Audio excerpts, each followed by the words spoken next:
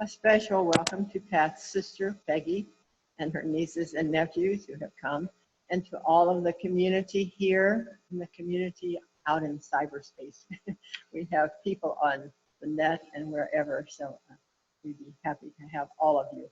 So we'll listen to a biography by Sister Eleanor Craig of Pat's life.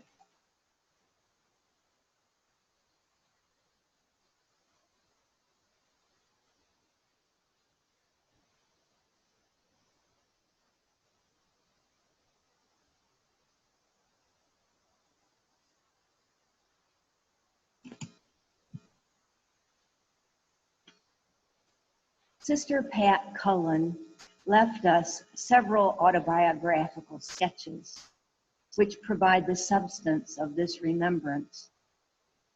Pat begins her life story this way.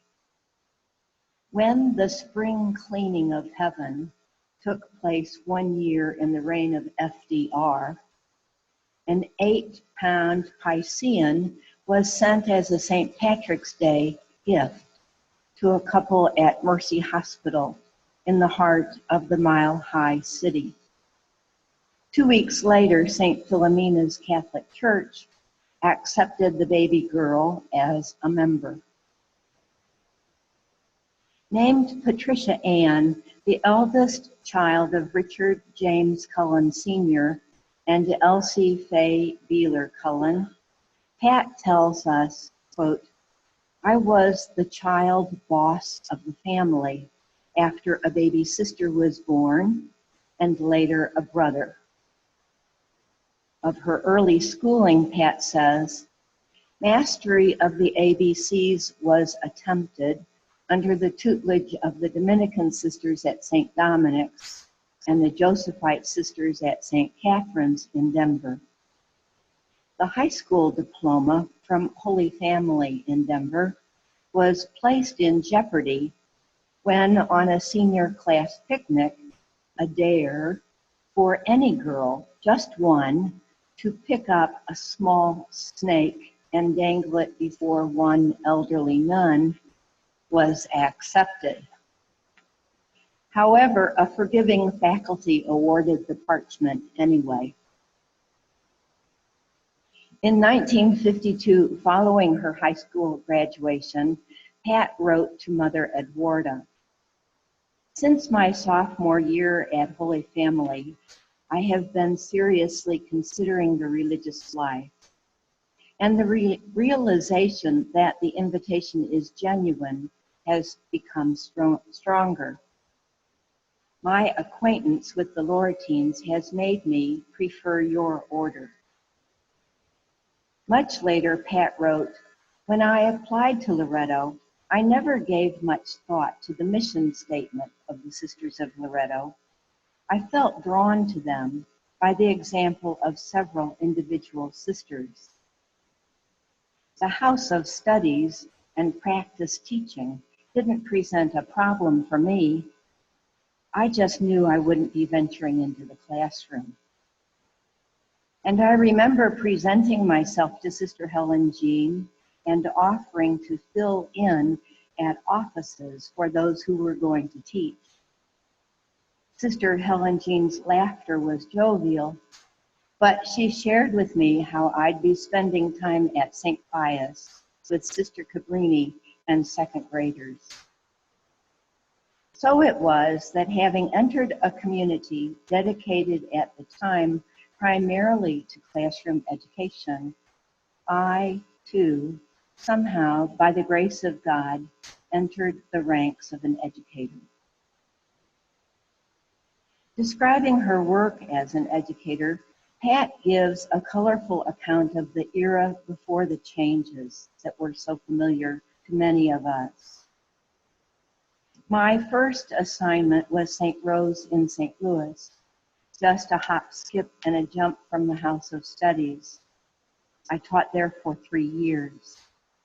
Then, one more year in Missouri, I joined Sister and Christopher Tree Stilich Stiwawi at Mary Queen of Peace. We faced 60 first graders on opening day.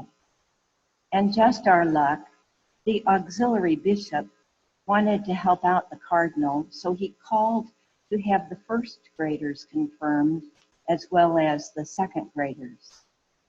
Yes, our children had another sacrament added to the list of initial consonant C sources of grace: confession, communion, and confirmation.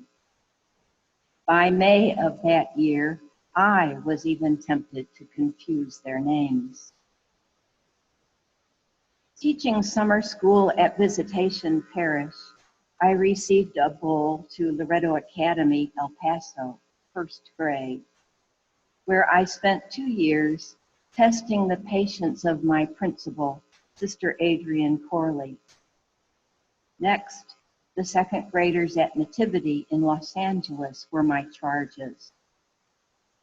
I really hated giving up the sandstorms of El Paso, but Sister George Mary, Georgia Williams, had arranged a trip for the sisters in the 5 California houses to Catalina Island. After California, it was 1 year in Bernalillo. The high school had closed, and I was told that the 1 year was to close out the grade school. In between, I did the usual refectory duties and dusted weekly the extra bedrooms of the 15-bedroom convent. We were only about 7 in the community. On the side, I tried unsuccessfully to prepare to take comps for my master's degree at Loyola the next summer. I had to beg, but finally received an extra year of study and did eventually obtain my master's. Then it was back to teaching in El Paso for about 2 years. I helped Sister Adrienne with border recruitment and later pursued the truant and the tardy students at Loretto High School. Around the time we were beginning to find our own jobs rather than being assigned, it became apparent that my dad was in need of more care. In 1971, I moved to Albuquerque because I had a New Mexico certificate, and at least I would be 500 miles closer to Denver. After 2 years at Annunciation in Albuquerque, I answered a call to move to Englewood, Colorado. I taught at All Souls 2 different periods of time, worked for county social services doing 24/7 childcare during family illnesses, and followed that with work as executive secretary at Our Lady of Lourdes Parish. Sister Carlos Marie Lubeck asked me to tutor at Rhodes Tutoring Center in the early 1990s. I did that until Rhodes closed, and then continued finding my own students. Having had some training in grief ministry and being in Denver for more than 30 years, I have had ample opportunity to share time, energy, and presence with coworkers and friends who have lost loved ones, as well as being present for deaths in my own family. Pat concluded one autobiographical sketch with a humorous catalog of the ups and downs of aging. Quote, starting in April 2002 and continuing for 18 months, I entertained myself under the lights of operating rooms. The right shoulder was totally replaced on April Fool's Day. I had set the date for February as a Lenten penance, but a need for a root canal was God's way of laughing as I made plans, and he moved the surgery date to Easter Monday, April the 1st. The surgery went so well that the left shoulder was scheduled to be replaced on Father Nerinx's death anniversary, August the 12th. Carpal tunnel syndrome was confirmed in the right hand and operated on as everyone else observed the first anniversary of the horror of 9/11. The surgery was to prepare the right hand to use as painlessly as possible for the walker I would need for the total knee replacement on Halloween. The next knee replacement was scheduled for February the 20th, 2003, a date of no consequence to me, so an infection prevented the surgery. At this writing, perhaps May 2003 will be the month when a more memorable date will loom on the calendar, providing an occasion for a cut-up date for me. Pat moved from Denver to Loretto Mother House in 2014 with great reluctance and found it difficult to be reconciled to the change. At the time of her Golden Jubilee, she had written some advice about living religious life successfully. Quote, setting and keeping one's priorities seems very important to me. Staying focused with reception of the Eucharist at daily Mass seems essential to keep our life religious. After I made plans, God listened and laughed. Then he shared his plan. So I've found a sense of humor a really helpful addition to this life. I hope to get time in heaven to say thank you over and over again to the one who made my life what it is.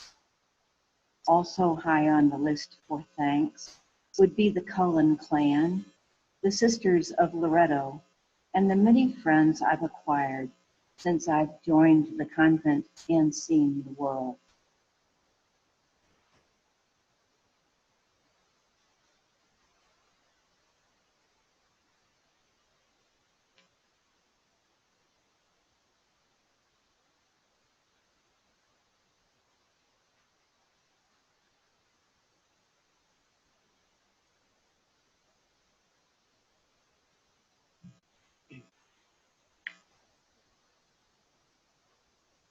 Reading from 2 Corinthians 4:14, 15:1. We believe and therefore speak, knowing that the one who raised Jesus to life will in turn raise us with Jesus and place us in God's presence. You see, all of this is for your benefit, so that the grace that is reaching more and more people may cause thanksgiving to overflow to the glory of God. That is why we don't lose heart, and through this physical self of ours may be falling into decay, the inner self is renewed day by day.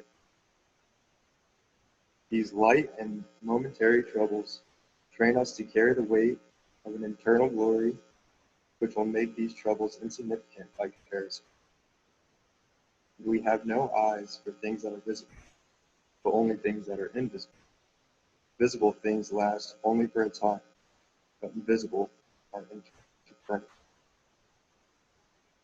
For we know that when our earthly tent is folded up, there is waiting for us a house built by God, an everlasting home in the heavens, not made by human hands.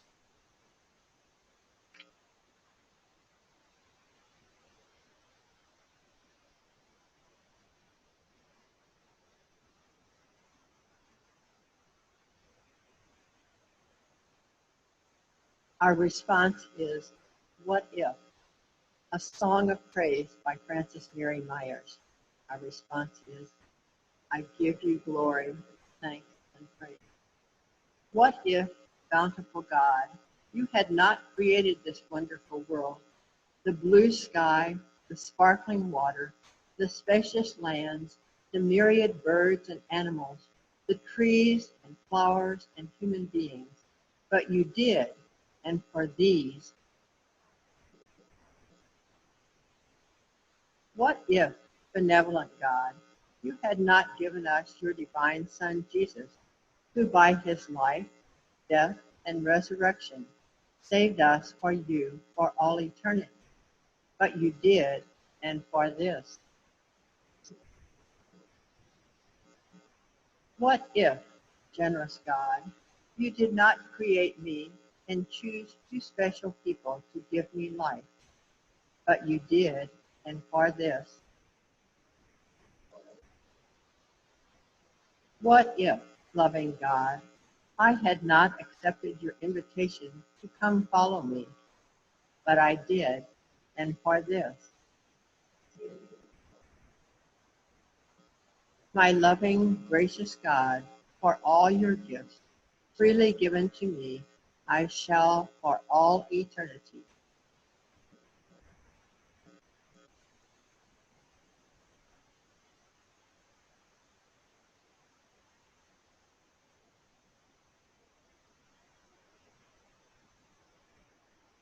Beauty. Beauty is before me, and beauty behind me. Above me and below me hovers the beautiful. I am surrounded by it. I am immersed in it. In my youth, I am aware of it, and in old age.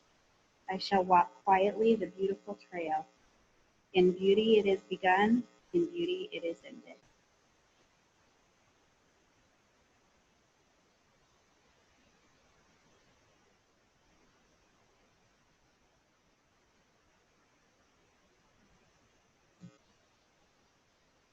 Let us all stand and recite together the Irish prayer. May the road rise to meet you. May the wind be always at your back. May the sunshine be warm upon your face. May the rain fall soft upon your field and hold you in the palm of your hand. And if you'll give us a few minutes, we'll be ready for sharing.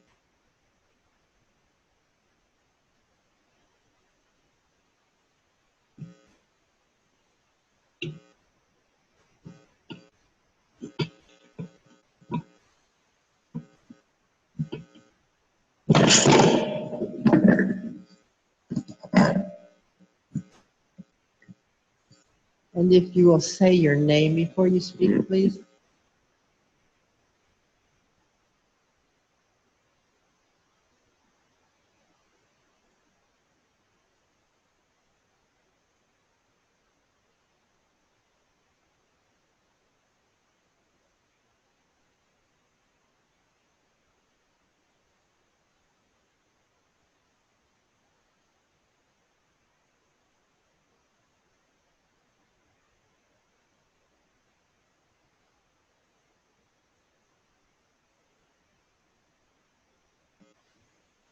My name is Pat Free. I'm a classmate of Pat. And I just remember so many things. We kept in contact over the years, but especially when she was in Denver, she would always call for my birthday. And I understand she did that for quite a few people. Yeah, because I heard one older sister say, yeah, you used to call me, so anyway, those were some of the things I remember about Pat. I don't remember any hijinks in any of this shit.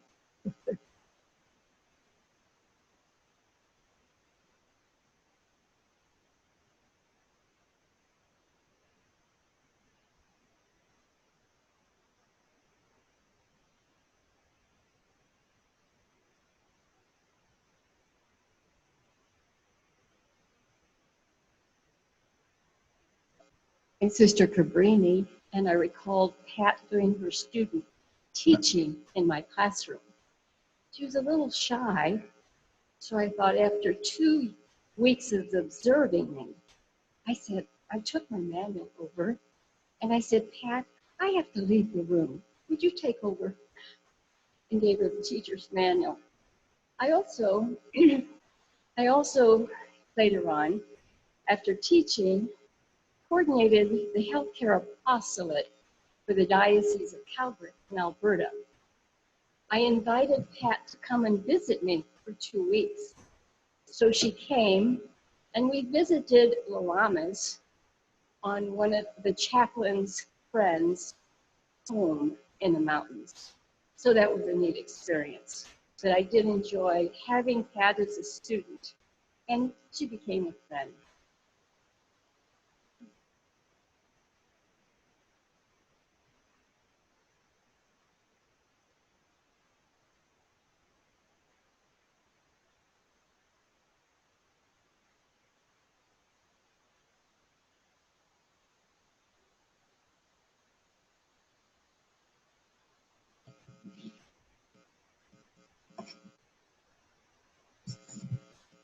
Thank you.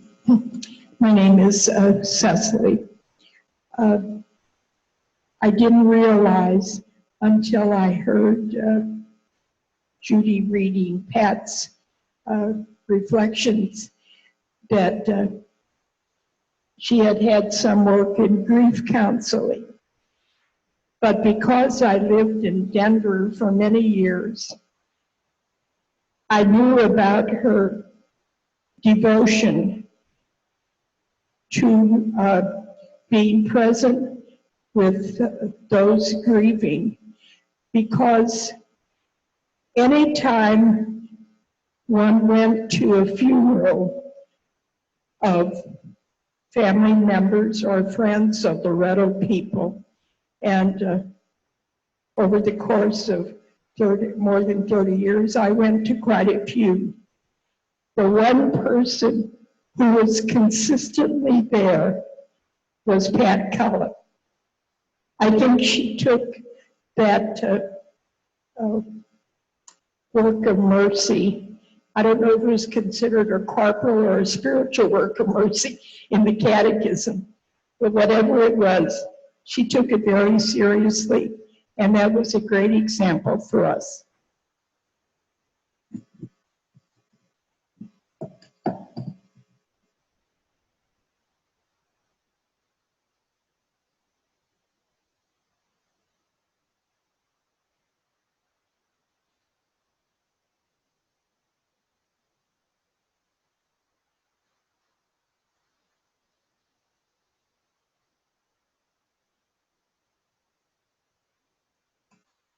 My name is Maureen, and I knew Pat very briefly as a postulant. But I didn't really know her because postulants wore those silly caps, and all the novices had these beautiful white veils, and all I could think of was, can I ever be as holy as they are? And I never really lived with Pat because she spent most of her life in Denver and the Southwest, and I was in Kansas City. But about 18 months ago, I began feeding Pat 6 to 8 times a week.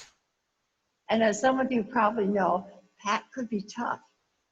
I think she inherited from the old sod that Irish temper. But she also inherited those beautiful, twinkly, sparkling eyes and the most wonderful Irish grin. Now, ever since I've been young, I've had a very silly talent of making up words to fit songs and then singing them. My kids hated it because I'm tone deaf. But Pat and I really like that. So I'm just going to read you a couple of our songs. Patty and Peggy were sisters, and oh, how you noticed them when Peggy was naughty and Patty was pouty, and Mom was at her wit's end.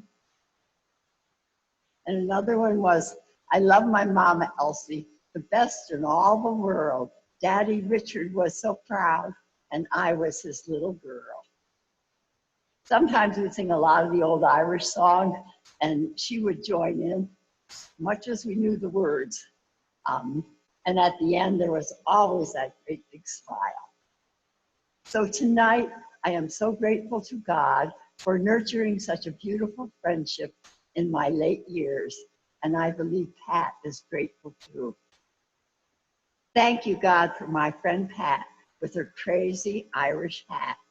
Thank you, God, for the gift of a smile, a blossoming friendship, a place in heaven to share after a while.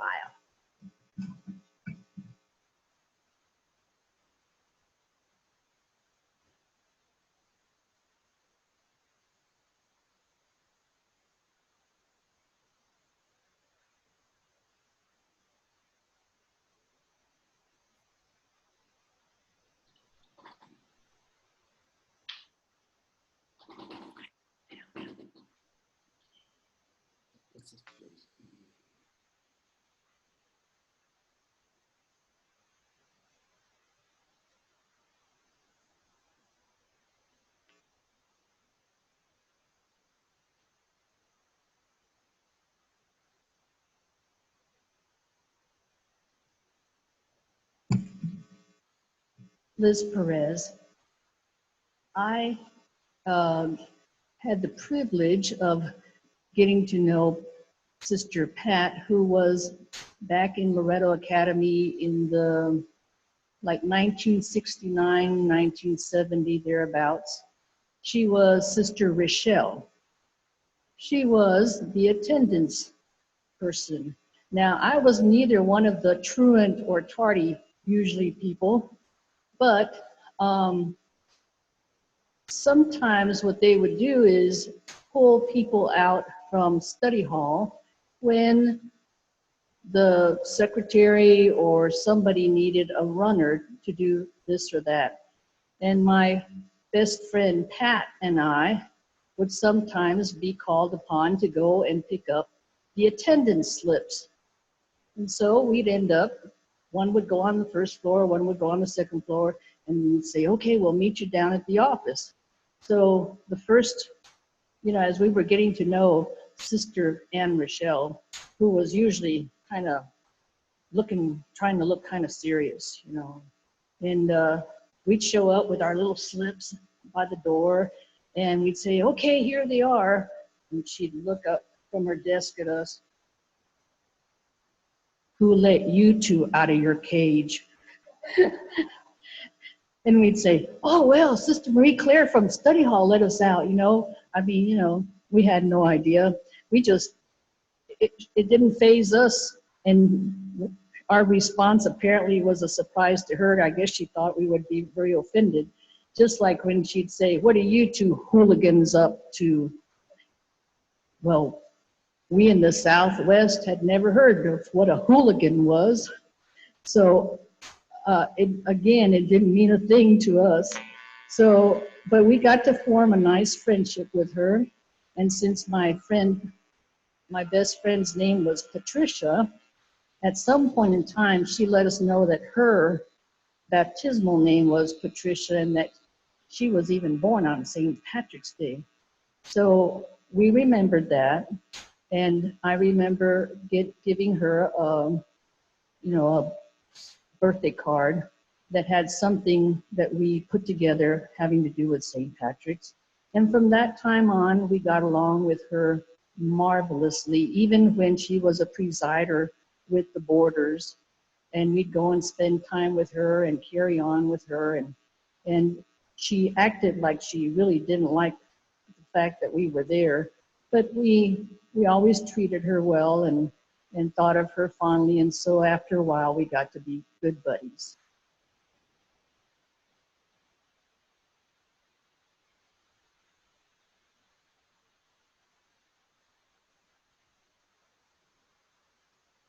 Hello, my name is Erna.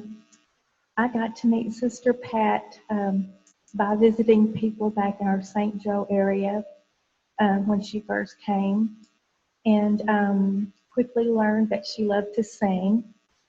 And on St. Patrick's Day, I was playing some Irish songs on a channel 2 that all the residents have in their room. And we sang Irish Eyes Are Smiling quite a few times. I brought her a bear with green shamrocks on it, and she absolutely loved it. A couple of weeks later, I found a baby one about this big, a little Thai bear with green shamrocks on it, so I brought it to her. And we sang quite often when I would visit other residents. And we also sang You Are My Sunshine quite often, but we sang quite a bit together.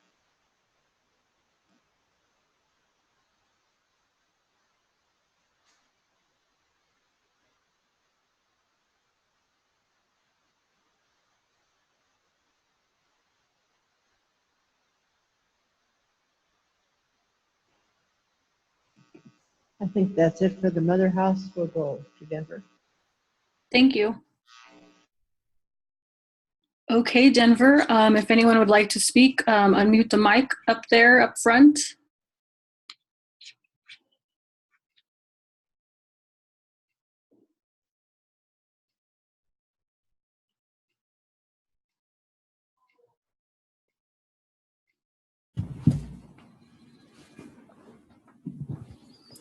This is Mary Nell Gage.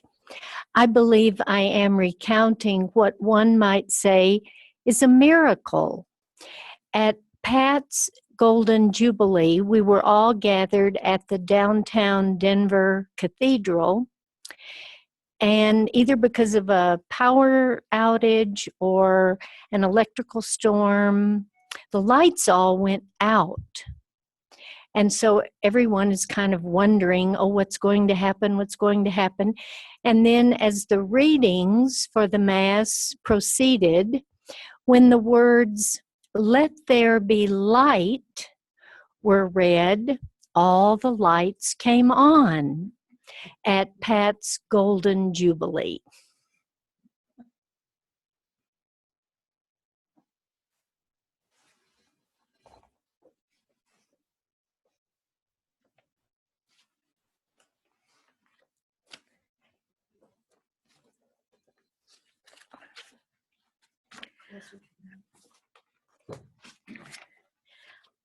This is Teresa Keneally from Denver, and I'm a classmate. I was a classmate of Pat. However, our friendship extended from the time we were in the novitiate and the House of Studies on until she left and went to the Mother House. I loved her sense of humor, and we did lots of teasing and joking with each other and carrying on about Irish being Irish. As Pat Free said, every birthday she called me to wish me happy birthday. And every St. Patrick's Day she called and wanted to know, Keneally, what are you doing to celebrate? And I always had an answer for her. We always got along great, did a lot of laughs and jokes and teasing with each other. When she went down to the Mother House, I did have a chance to visit down there twice when she was there. And the last time that I was there, Nancy Finneran, who's also a classmate of ours, we went down to visit her, and she wasn't going to answer the door. And I said, when she didn't answer the door at first, I says, well, we're not going to leave until you let us come in.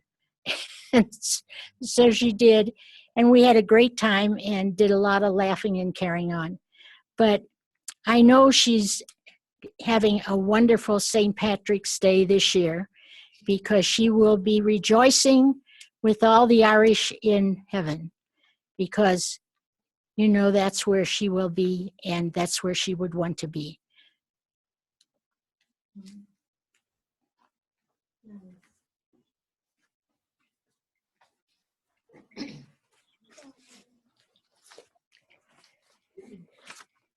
I'm Denise Ann Clifford, and I got to know Pat when I moved out here to Denver in the mid-90s. And we got to be great friends also because I'm Irish. And so there were a lot of common bonds, and we we had a great relationship. I do have to say, on the last day that Pat was here, I had the privilege of accompanying her to the airport.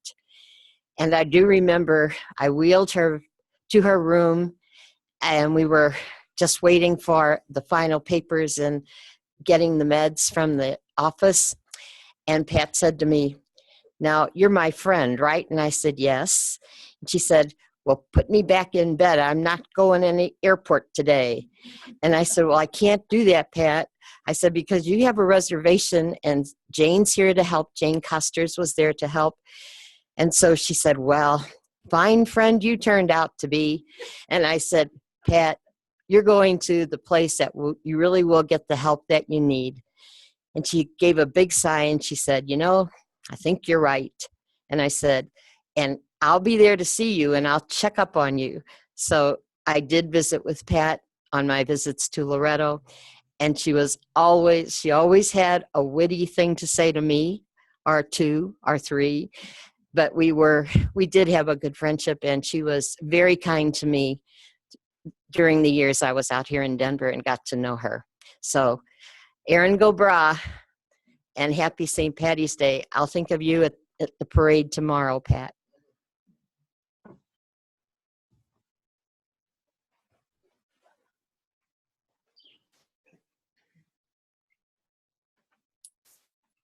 Anyone else in Denver? Just shake your heads if no. Thank you. Okay, would anyone on Zoom like to share? If you do, please raise your hand and I will unmute you. Okay, Rita, you are unmuted. Rita Brugenhagen. I lived with Pat in El Paso, and as Pat Free and Teresa said, she always remembered a birthday and always sent me a birthday card until the last few years.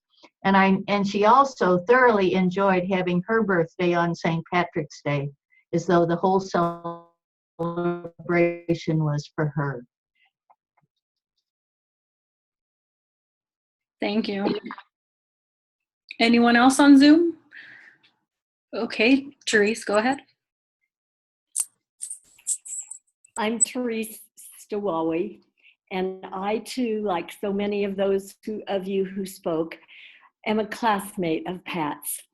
When we came in October of 1952, I was among the older people, and this really cute postulant was there, and her name was Pat. And I just thought, gosh, she's just a really young person. Compared to my 18 years old, she looked like she was 12.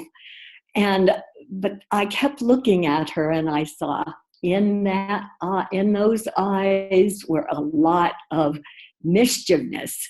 And she always loved the fact that I noticed that twinkle in her eye. We had a lot of fun at Loretto at the House of Studies. And as so many of you referred to, I don't think I ever had a birthday without a card from Pat Cullen. It was always there, and I hope that I always returned one for her on St. Patrick's Day.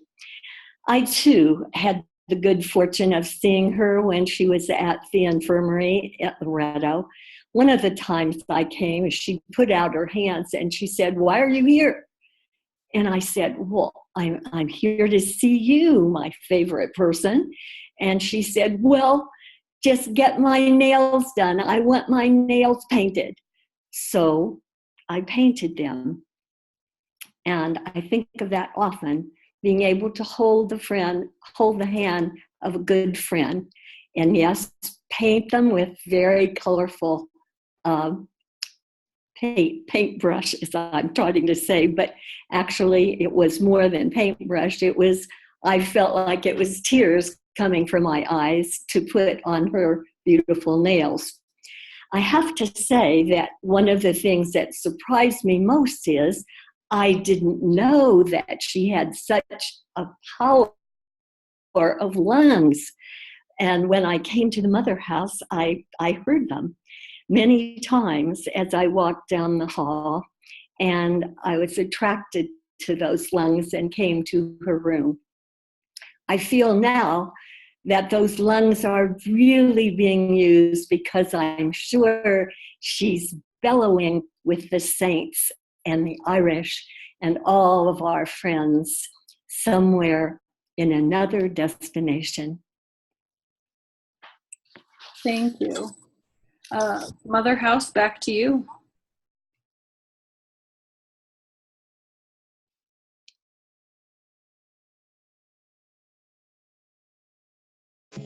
Anyone else? All right. Let's sing When Irish Eyes Are Smiling. When Irish eyes are smiling, Lord is like a morning.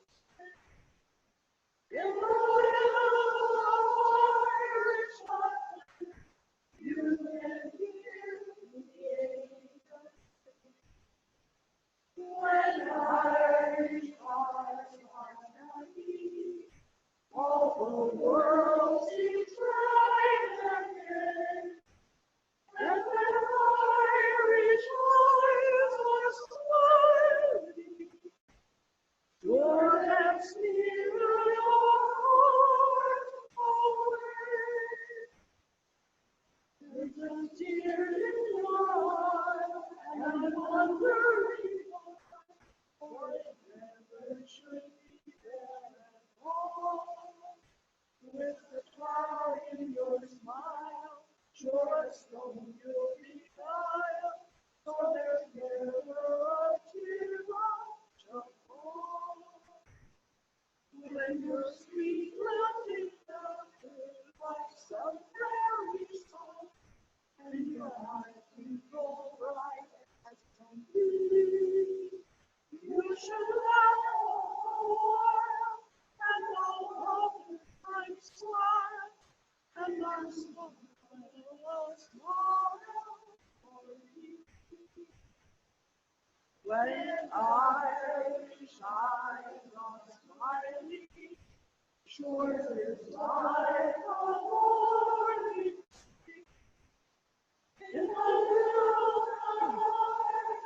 laughter, you can hear the angels sing.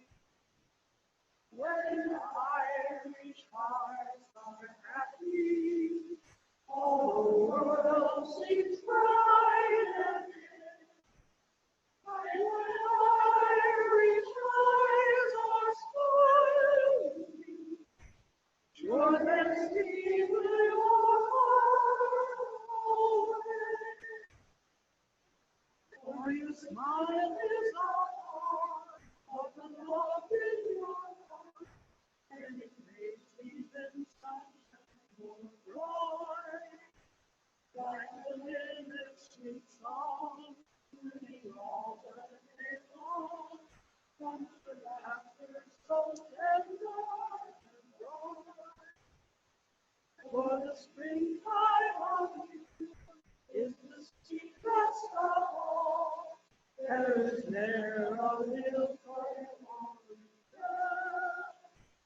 and one springtime is on, throughout all of you let us smile down we get.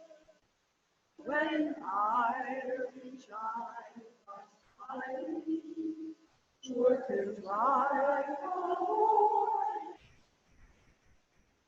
In the middle of Irish summer, you can hear the angels sing. When Irish hearts are